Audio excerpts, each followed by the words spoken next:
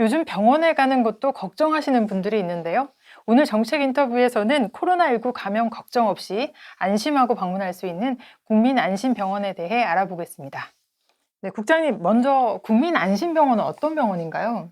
예, 국민안심병원은요, 그 병원 내 감염을 막기 위해서 호흡기 환자 같은 경우는 병원 방문부터 치료 끝까지 완전하게 다른 환자 분리돼서 운영되는 병원이라고 말할 수 있겠습니다.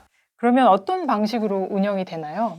예, 여러 가지 그 방식이 있는데, 맨 처음에 같은 경우에는 환자가 오게 되면 이분이 호흡기 환자인 것인지 다른 환자를 구분하도록 되어 있고요. 네.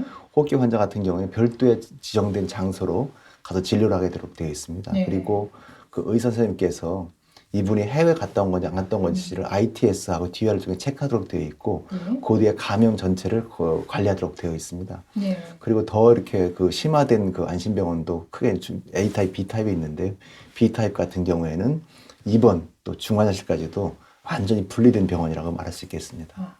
네, 그런데 국민안심병원은 어떤 절차를 거쳐서 지정이 된 건가요? 네, 국민안심병원은 그 대한병원협회에 신청을 하도록 되어 있습니다. 그래서 하고 싶은 병원 같은 경우에는 대한병원협회 신청을 하게 되면 그것을 보고 심사를 해서 지정하도록 그렇게 하고 있습니다.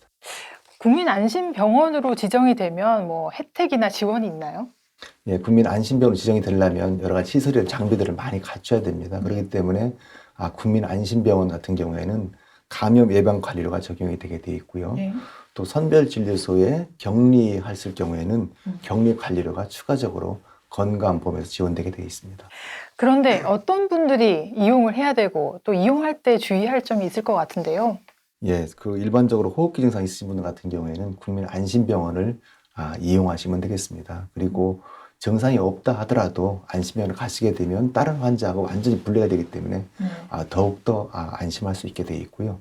혹시라도 내 증상이 좀 심하다 그런 경우에는 가급적이면 관할 보건소나 아니면 1339로 연락을 하시게 되면 거기에서 안내를 해주시게 되는데요. 검체 같은 경우도 보건소라든지 안심병원 중에서 설치가 되어 있는 검체 검사 가능한 곳에 가셔서 하시면 되겠습니다. 안심병원에도 선별진료소가 있는 곳이 있고 그렇습니다. 없는 곳이 있고. 예, 예. 안심병원으로 지정된 병원이 현재는 얼마나 되고 앞으로 또 계속 늘어날 추세인 것 계속 같아요? 늘어날 것입니다. 앞으로 계속 신청을 받도록 되어 있고요. 계속 뭐 하루에 뭐 20, 30개씩 계속 늘어나는 그런 추세에 있습니다. 만약에 이것을 국민 여러분께서 궁금하실 텐데요. 궁금하시면 보건복지부 또 건강보험 심사평가원 대한병원협회의 홈페이지 가시면 집주에 어떤 게 있는지를 충분히 확인할 수가 있습니다. 예.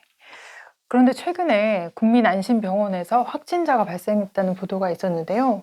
이 국민안심병원도 100% 안심할 수는 없다라는 얘기도 있어요. 예, 그런 안타까운 사례가 있긴 있었습니다. 그렇지만 현 단계에서는 가장 안전한 것이 국민안심병원이라고 말씀드릴 수가 있겠습니다. 왜냐하면 국민안심병원은 호흡기 환자를 따로 분리하는 병원입니다. 그래서 충분하게 분리가 되고 또 가서도 충분하게 잘 치료가 될 수 있기 때문에 가장 안심할 수 있다고 말씀드릴 수가 있겠고요.